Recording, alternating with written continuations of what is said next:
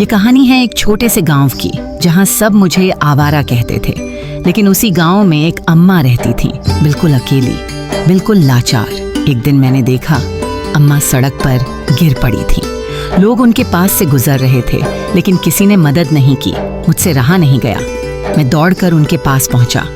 अम्मा बहुत कमजोर थीं। उनका हाथ पकड़ते ही लगा जैसे जान ही निकल जाएगी। मैंने उन्हें गोद में उठाया और उनके घर तक लेकर आया।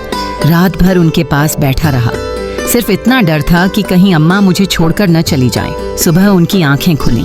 उन्होंने धीरे से पूछा, बेटा तुम कौन हो? मैंने हल्की मुस्कान के साथ कहा, मैं तो बस एक आवारा लड़का हूँ अम्मा, लेकिन आपकी जरूरत के समय मैं ही आया हूँ।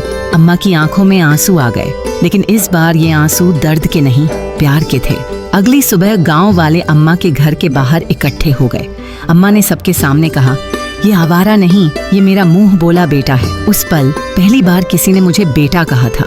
मेरी आंखों से आंसू रुक ही नहीं रहे थे, लेकिन दिल में एक अजीब सा सुकून था। उस दिन मुझे समझ आया कि रिश्ते खून से नहीं, दिल से बनते हैं। और उसी दिन से मैं आवारा नहीं रहा, अम्मा का बेटा बन गया।